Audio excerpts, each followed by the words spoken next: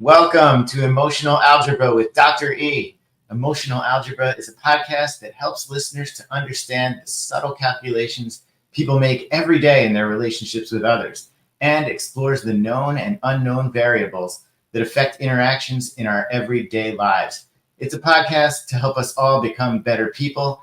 I'm your co-host, Andrew Tavani. And I'm Dr. E. Dr. Eric Fisher, good to see you again. As always, we are recording this right after the Memorial Day break. How was your Memorial Day weekend? I hope you had some fun, had some relaxation. How was it? Yeah, it was good. Got some yard work done. We're getting ready for our daughter's graduation, so got to start getting the house ready for the party, and just kind of laid low and took it easy. So how about you? What'd you do this weekend? Sort of the same. Got away for a couple of days, but then also ran a 5K on Memorial Day from my daughter. Actually, she's a 9-year-old girl, and she wanted to run a 5K. So this was her first one. So we did it and completed the race, survived, and she did really well. So it was fun. 9 years old and running a 5K. That's impressive. Surprisingly, there's a lot of them out there too doing it. There was, I think youngest kid in the race was 6, something like that, 6 years old. Yeah. But there were several 9-year-olds out there. She actually finished first in her age group. So that was fun, which we weren't even really trying to go for. We were just hoping to do well. So it was nice. Right. Proud dad moment, right? Oh, 100%. 100%. Yeah. It was great. Yeah. So let me ask you something, if you don't mind. Are you okay us talking about this on the show? Little bit. Yeah, sure. Okay. All right. Well, let me ask you, what's your approach to helping her in her approach to sport? And, I think we talked about before that a really high number, 78% of kids who start organized sports often leave them by about the age of 12 or 13. And, I know just from working with you, you're pretty equity based. You're not run. You didn't, I doubt you said you have to run this race. You have to score this. So what was your approach in helping her with her running and helping her learn starting to love the sport? Yeah, good question. I mean, first of all, this is something she wanted to do 100%. So I was, and my wife was like, you got to help her do this, because it's not easy. You can't just go out there and run a 5K without a little bit of practice or preparation. So my thing really was just trying to get her to be consistent in practicing beforehand, which meant, she plays other sports. So she's kind of busy. So we couldn't run every day, but we, excuse me, but we ran for, I would say about 3 weeks ahead of the race, multiple times a week. I can't remember exactly every day, how much we ran every day, but prepare multiple times. We got up to our max was 3 miles. So we got almost to the 3.1 mile distance that, a 5K is. And then really, I just told her mentally that it's tough, it's not easy. And I know I ran a lot of cross country in high school. So I've run about 100 5Ks in my life. And so I told her that, I'm going to push her a little, especially during the race, and to be ready for that. And she was ready, and she was great. She's, she's a strong little kid. So she was happy with how she did. And I was thrilled that she did it, and we got great pictures. And so what were some of her motivators to run that race? I think that the number one motivator, why she wanted to run, that's a good question. I think she wanted to run just because some of her other friends have been doing a running club at school, and she just wanted to do something that they've been doing. They were all running the race. So she just wanted to, I think there was a social aspect to it, just doing what the other girls are doing. And then the other thing is her older brother, she's got 2 older brothers. They've run this race in the past, and she wanted to run and finish. I think she's the youngest child. She wants to do everything that the older children did. And then she wanted to beat them. Of course, she wanted to beat their times at that age. So she did that. Wow. That was another thing I was trying to help her do. I said, if we're going to beat, if you want to really beat their times are pretty good. You got to work hard, and you got to also push yourself during the race. And she did all that. So it was great. Good. Excellent, excellent. Yeah, a couple of things I'm hearing there I want to bring back to our viewers, and why again we had this opportunity to you brought that up. So I'd love to talk about it, share with the viewers. Is I think one of the factors we want to look at when we're trying to get our kids involved in sports is what's motivating them. How are we as parents helping to guide their behaviors? Because, you know, again, because so many kids drop out of sports, it not only affects their love of sports sometimes, it also can affect their desire to exercise and get out there and move because of the emotions that can become part of their sport related emotional algebra, we'll say. So, you know, I think some of the really positive things I hear is it sounds like she's got a good intrinsic motivation. In other words, she's not, while you urged her to get better, she wanted to run, she wanted to do this, she enjoys the healthy competition, and you know, it sounds like you didn't encourage her to, you know, you have to beat your brothers. It's here's a goal, let's see if we can do it. And it sounds like you worked on that together. I think one thing that happens is a lot of times sometimes kids feel driven by their parents and their parents aren't right by their side. Again, we're looking at different types of how we coach our kids, not just if we're the parent, but if we're the coach. Are we participating with them? Are we active with them? Are we reaching for goals with them? Again, I think partly your history as a runner might have been a great motivator for her too. So there's a lot of positive things I hear about how you went about this, just from an equity approach of helping our kids to be the best they can, and also with their interest and energy involved. So good job, Andrew. Thanks. And you know what's funny, actually, Dr. E, the first time we went out to run to practice, I haven't run in a long time. I mean, a long time. But I've run this race before, but it's been 6 years since we ran it with my my older children. And the first time we went out to run, I could barely keep up with her. And I was like, I don't know if I can even help her here. I was really out of shape. As we got into it, it started coming back to me, and then I was pushing her again. But at some point, just to talk about how we were really working together, at some point, you know, she was actually helping me. And I said to my wife, I'm like, I think I might be slowing her down right now. She was running really well. But yeah, it was great. It was actually, and you know, to say we did kind of work together, and I feel like it just, you know, it brought us a little closer in that respect too. And even what I love about your honesty is, and that's a big important part of parenting, not just in sport, but in general. Remember, you know, when we talked about that hierarchical model of power versus equity, you know, often parents who are very hierarchically oriented, they don't want their kids to challenge them. They don't want them to beat them. They wouldn't admit, and sometimes would push themselves to keep up with their kids, to the point of potentially self-harm, but also potentially discouraging their kids or doing things to handicap their kids along the way. So you really came at it from an equity-based approach, and you let her be, you know, your guide and your support as well. And in that, what that really helps promote is that idea of we're in this together and we're a team. And yes, while I'm coaching you, you're also coaching and encouraging me in ways in your abilities. And I think being able to admit to challenges as a parent is one of the most predictive forms of your child being able to admit when they're having a challenge, because you make it okay to show what other people might see as weakness, but what people who really see equity as opportunity. Say, okay, I have this challenge, I want to grow, let's do this together, and let's be part of the same team. Well, I was weak on that first run or two, Dr. E. You have no idea. A lot of weakness. I bet. I've just started getting back in exercise in the last month or two, and I feel you. We're going to be walking all around Japan next month, so got to be in good shape for that. Yeah. Well, it feels good once you get into it, right? Then you start feeling great, actually. Absolutely. Yeah. Well, that's good, and thanks for the analysis there. Sure. And I think, you know, we're talking about that, you know, like I said, it kind of brought us closer and everything, and, you know, helps build relationships. And I know today we are talking about relationship models and power. Dr. E, always interesting angles on things and topics here. I can't wait to get into it, but you want to quickly give an overview of what we're going to discuss today?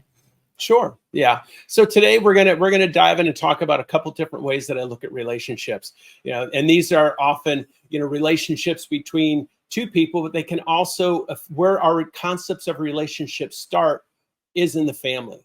So understanding how we become and take our approach into adulthood as we enter into maybe more intimate relationships, we can also look at any relationship with the same model or the same point of view using these two models. And I'm often using these models to really help people understand here's where you likely came from, and here's where we're wanting to work you towards. So if we go ahead and start to take a look at the model, the goal that I want you to get to understand today through this discussion is to be able to see where you might see yourself along these two different models, and even the multiple ways to look at it in the two models, and then look at how you might understand your history in these two models, and then how do we help you, or how can you start to move forward in looking at relationships in a different, and what I might determine it to be more healthy. That's a relative, potentially hierarchical term there, but let's go ahead and start off with that. Sounds good. Let's dive into it, Dr. E. All right. So there are a couple different ways to look at relationships. The first model or way I look at relationship is everybody enters into a relationship with a different, or as a different sphere. It goes back to our circles again.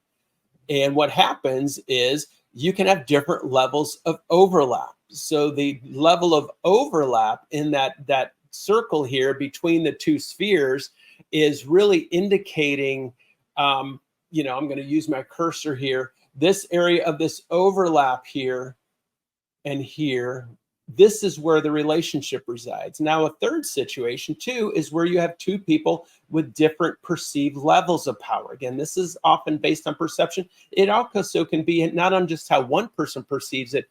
Both people may perceive it that way. Society may perceive it that way. And that's an issue to look at in the ways that we perceive our power. So, like I said, where the relationship exists is in the overlap of energy. All right. So the question I'm going to ask for you, Andrew, is which relationship do you think is a better relationship based on the amount of overlap or the integration, the interaction of the circles? That's a good question, Dr. E. I would say, in just my instincts here, that the middle section. So looking at just for the viewers too, we have a diagram of three different balls, two balls together, three pairs of balls, I should say, or spheres, and I'm saying the one in the middle with the greater overlap. That just seems like to me a richer relationship. But again, I don't know the answer. So you're the doctor. Okay. So you feel like the more people overlap in their relationship, then the better relationship it should be. I feel like that's my instinct. But I don't strongly feel that way, Dr. E. I could see how I could see how opposites attract, and maybe there's less overlap in two very opposites, and that can also result in a good relationship. But my instinct is to say that the more overlap, the better. Okay. And I would also add to that, Dr. E, the more equity power, the better too here. Like in the third pair, we have one larger ball and one smaller ball, suggesting there's like a power imbalance. Right. So whenever I'm doing this talk with people, the response is never been, I like the third model, or I like the third relationship best. That just doesn't happen, obviously. But want to see that. I said the issue to recognize though is often this is the reality that people perceive themselves as differently. Often one better, one worse, one stronger, one weaker. We get into those dichotomies in looking at these relationships in this way. So the reason I ask these questions is this kind of set up for the follow-up was it's not necessarily when the relationship is happening and is successful that we got to look at the overlap of power. It's what happens when the relationship ends. And this is what I see happens when the relationship ends, is both people often will swear that at the end of the relationship, that person took their power. So in the first relationship that had less overlap, then the person that's left, that they're, the circle has more of them that they hold on to because there was less overlap. So the idea is that what I put into the relationship is lost, and so the second circle that you said you felt was better, the overlap was more. So they're left with less. So the first has more energy, it seems, of their own self left. The second one has less of themselves. The third one, where we have the smaller circle, is the one that I'm looking at remains. They have less of themselves, but they didn't invest as much either in that. So they're still left with more of what was left of them after likely other relationships. So now what I just did is I showed what we have multiple relationships, and those multiple relationships end, then the person not only feels the loss of what happened in that relationship, but they're also carrying the loss of other relationships and potential future relationships. So the thing to look at here is this idea of when we feel these things, of what happens to our power overall. The first losses of power to me in our models of relationships often come with our family. They come within how we see our parents engaging, how we relate with our siblings, how we relate to friends, how we, how our larger families integrate, our extended families integrate or not integrate, but interact. So the things we want to look at here is this idea is really a whittling away of self. And that's what we want to understand. So now we have the second model of relationships. The second model of relationship is the idea that two people, so I have two circles or spheres that then have these two arrows that are one points to the one and the other one points to the other. That denotes an exchange of energy. Now, that creates the third entity called the relationship. Now, each circle has its own little spheres inside. That goes back to our self-development model we talked about for the 2 episodes before, that we all bring our stuff into relationships. People often think they can come into relationships and think, I'm good. I'm healed from this, or nothing, nothing affects my view. I've got nothing wrong with me. I found this perfect person. So we come into relationships often with an ideal view of self and an ideal view of the other person. So remember back to our first episode when we talked about real, feel, and ideal. We often want to ignore our real self because we don't want to, or feel self. We don't want to ignore or feel our feelings. We want to use often the other person's emotions. So that's where that exchange of energy becomes, what's the level of investment and energy we put into that relationship? This idea really comes back to the thought that the whole is greater than the sum of its parts. So I've created this third entity called the relationship. The relationship has its own level of health. So sometimes what I'm talking about when I'm working with couples is that, yes, you guys have your issues and you guys might be pretty emotionally healthy and have things figured out. However, what's brought you together and what's perpetuating the relationship has made or contributed to this illness in your relationship. So how does this, is this connecting with you, Andrew? Yeah, I mean, just looking at your illustration, I'm thinking back to actually our last episode as well. Because again, I'm seeing the visual of that paint palette. It looks like a paint palette, and this is you're talking about, the host of experiences each person brings to a relationship. And I'm also thinking about the fact that a lot of it is unconscious, or maybe even most of it is unconscious. And I want to use the word, I don't know if it's okay to use this word, Dr.E, but baggage. Is that what this is? Baggage that people bring? Again, if we go back to that hierarchical view of life, then we call it baggage, because it's stuff that we often feel might be bad and or wrong and or weak and therefore should be destroyed. So that's why often when people come into relationships, they're going to show their ideal self. Everything is great in the beginning of the relationship. They just are in love.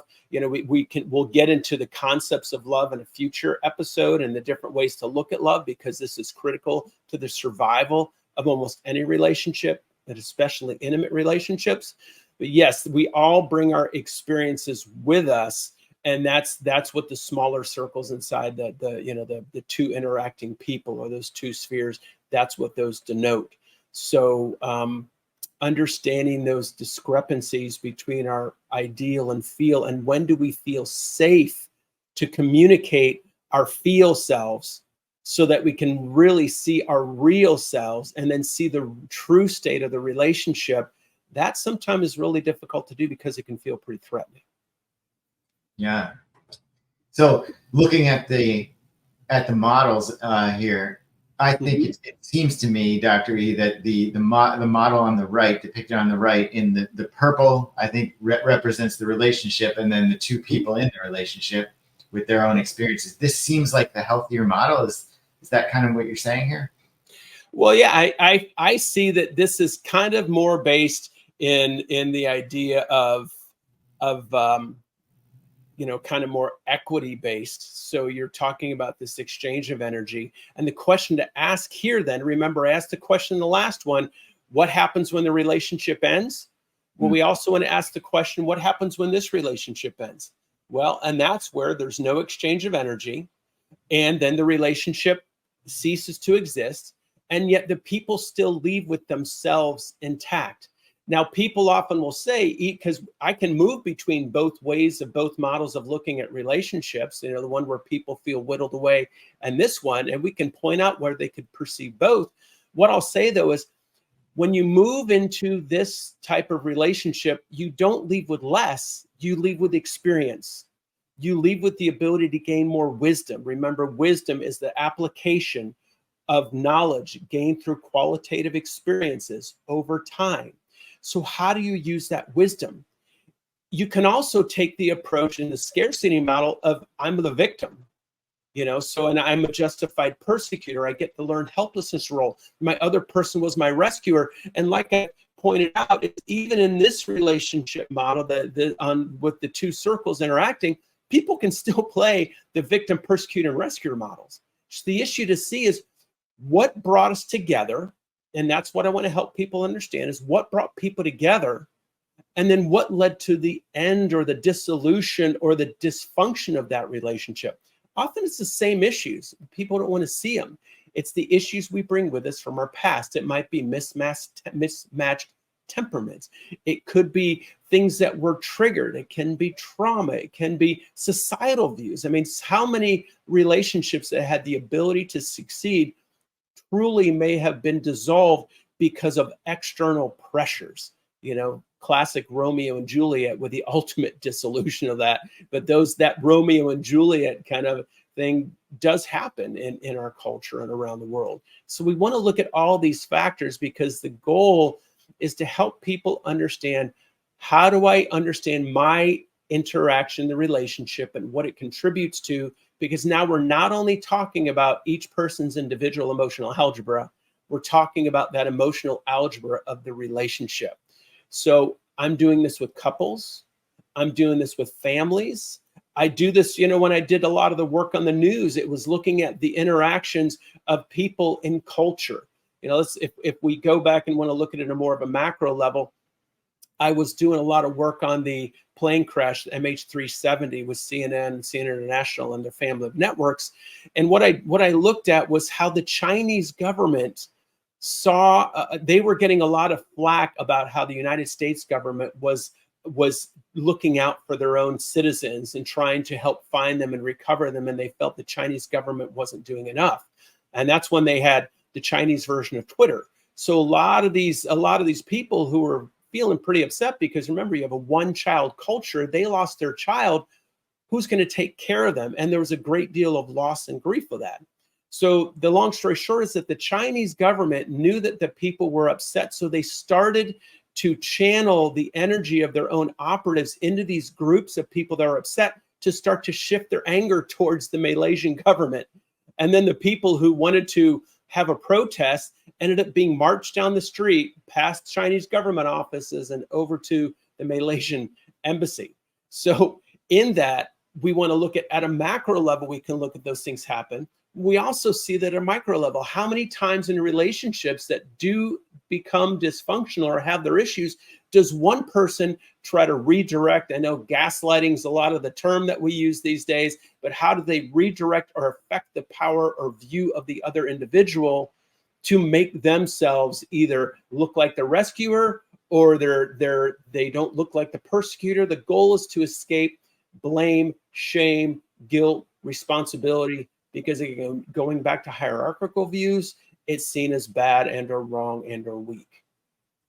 Dr. E, can we back up for 1 second to the graphic? I just want you to maybe drill down and explain a little bit more what is meant by, what you mean by the exchange of energy. What exactly are we talking about there when we say exchange of energy? What does that mean? Well, that exchange of energy means how much are we putting into the relationship? There's so many times that I talk about a dance between two people, that one person will put in a lot of energy. So, this is denoted by those arrows back and forth. So let's imagine that one arrow over there is bigger and it's because it denotes more energy that one person is putting in. And the other person might feel a little bit smothered by that, intimidated by that, unworthy of that. So then, or they just want to kind of escape. So they pull back more. Well, they pull back more over time. And the person who's putting all that energy in says, wait a second, this isn't equitable. This isn't fair. I don't like this. So then they pull back the energy that they're putting into the relationship and they divest.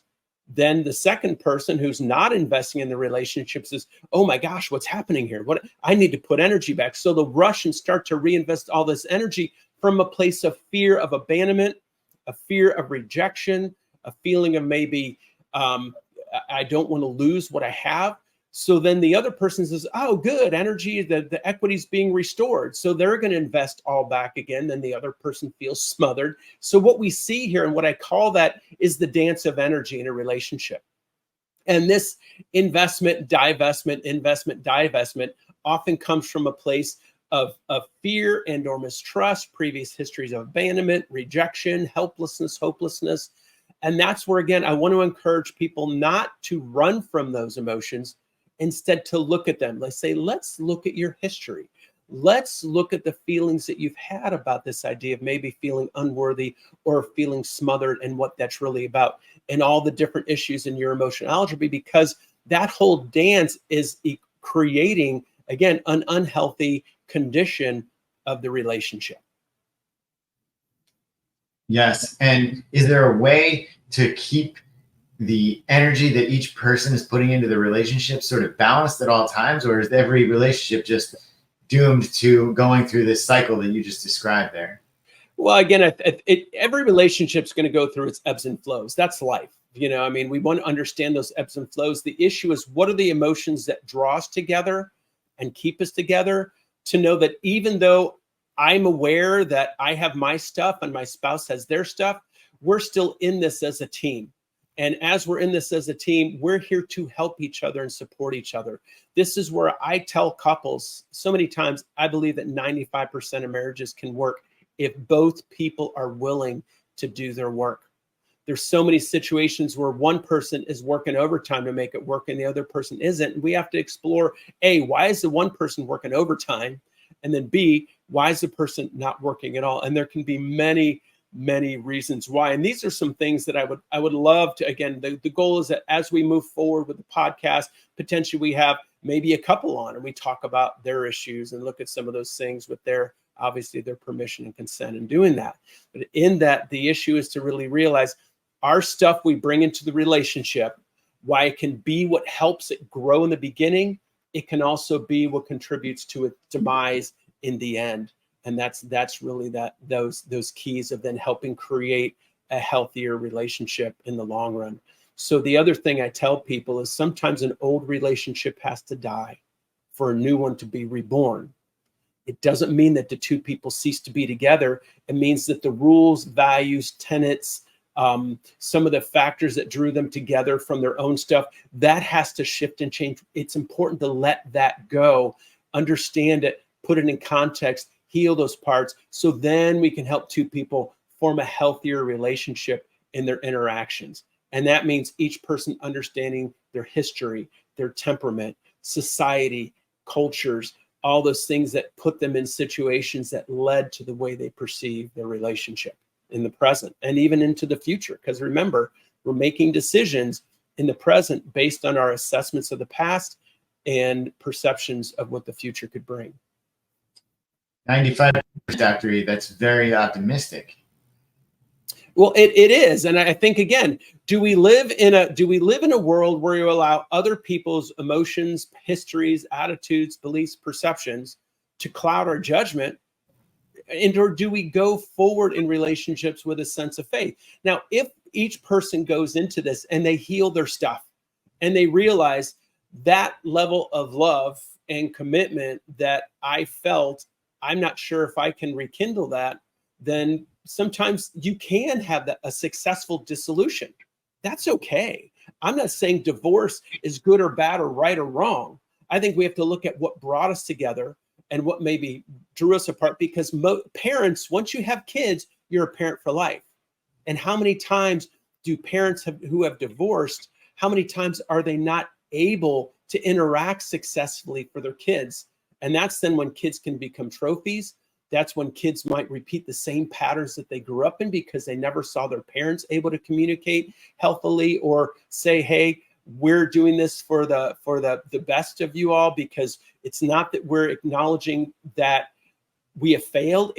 We're acknowledging that our relationship doesn't work. While we love you very much, and our relationship with you and as parents will always be intact, because we can be friends and not necessarily married and have your best interests at heart. So those are all the pieces that are often we have to look at and consider in moving forward. And there are some couples I've worked with who my goal was to successfully help them to end their relationship and work and how they were going to work with the kids. And in that situation, we brought the kids in too to talk about some of these things and help them to work some of those things. So we have to see this as a team approach and help parents to see the impact that their relationship might be having on their kids and what all the options are to not only help themselves as individuals, but to make sure that the end patterns are often multi-generational within their family histories. Interesting. So, Dr. E, how can people know when it's time to end these relationships? Just looking at the diagram here, mm-hmm. Obviously, even if you assume the 95% can survive, that's still 5% that can't. How do they know when they've just passed the point of no return? That's really such an individual difference. And what I want to point out that you said, Andrew, is perfect. You said 95% survival rate. I don't want to see people survive. That's kind of a hierarchical thing. I want relationships and people to thrive. When we're surviving, our heads just above water and getting just enough breath to survive. And that's where I want to shift people's perception again of their past and why these things happen for them, their present and what they're doing now, and help create different perceptions of the future where if each individual thrives, whether it's in the relationship or out of the relationship, I think that's a key part to then help our kids to see how they can thrive.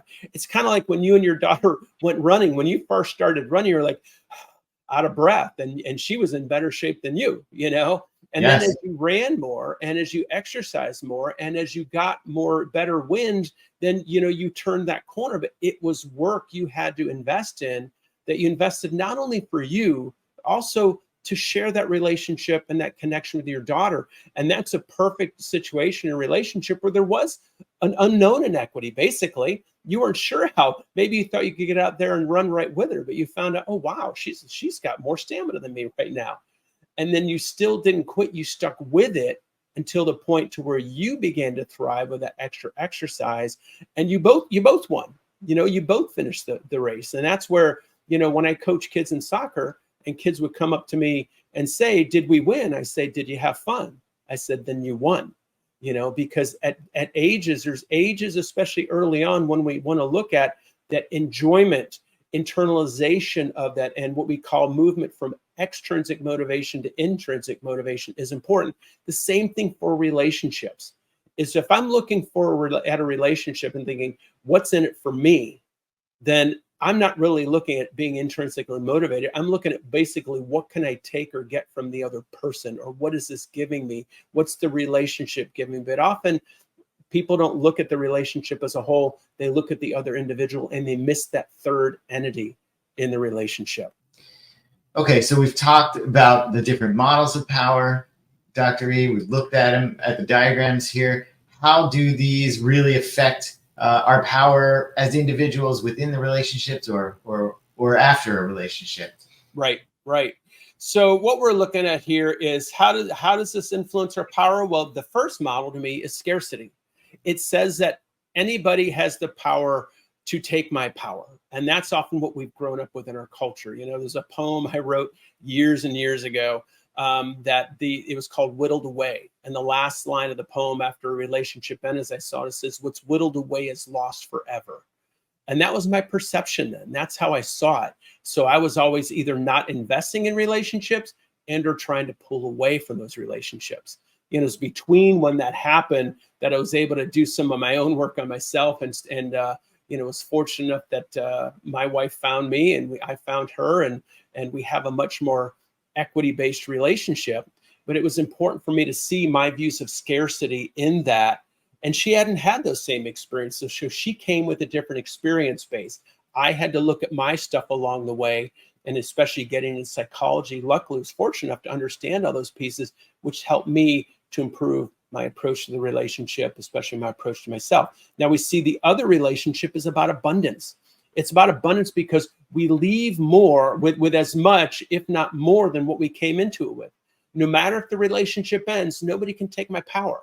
Like I said, you gained experience, knowledge. We can add that to wisdom. We can look at why did I choose this person with these issues or with this history or, you know, with some of these other factors, the variables that we bring into that.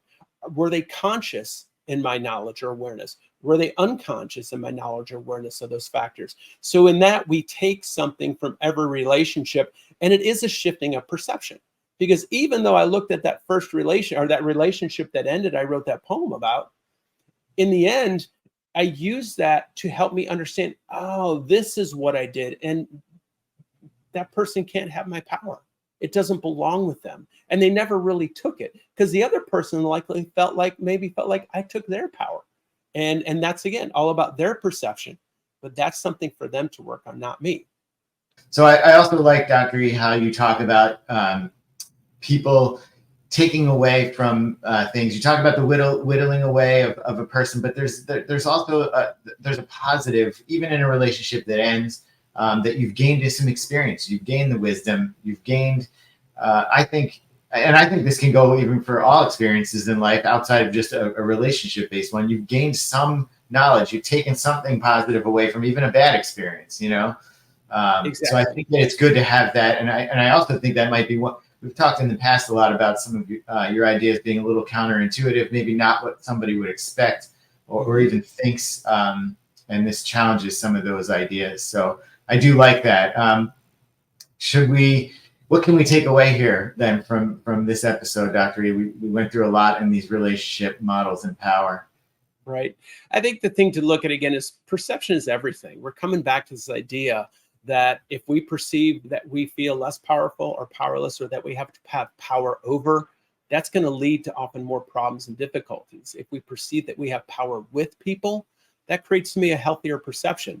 To understand the history of our relationships over time and understanding what brought us to where we are now is going to always have us learning. Remember, I want to help people to see that life happens for us, not to us.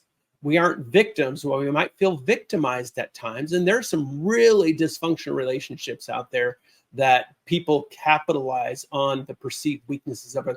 People are definitely victimized. Abusive relationships are abusive relationships. Even in those situations, it's important for each person to understand what brought them to that place to contribute to the relationship where it's at. So that's why I always encourage people, before you ask, when do we know when two people should split? I always think it's a good idea to get a good counselor and find somebody with a lot of experience, ask them about their views of couples work versus, do they work with both people individually? Do they work with them together? What's the model look like? How many people do they feel like they've been able to successfully resolve conflicts? What are the tools that they use along the way? Those are questions that I think are good to ask. So I I believe I said it last episode, if somebody's not willing to take a few minutes to speak with you before you're in the office, or maybe even just say, hey, can I just do a quick interview? You know, I think that we have to look at and recognize that as a therapist, I always see, I want people to feel comfortable with me and know that I'm willing to ask a few questions, not go into life history, you know, but ask a few questions about my approach and how, given a few things that might be going on, how we might be able to work together better. And I think that builds trust. And again, that's where, going back to the discussion I had about my work on communities and in Haiti, to me, if you don't have trust, you just have people living with each other. So you can't have a real solid marriage. You can't have a real solid family. You can't have a real solid community or country or world if we don't start building more trust. And trust starts within ourselves. So as we move forward in our relationships, the goal is that we see how everybody can be there to teach me, to help me grow, just like emotions, to teach me things, tell me things, show me things, help me do things, and or do things for me. And that's where we can see that interaction between relationships, people, life, and growth to bring us more towards equity versus hierarchy. So until next time.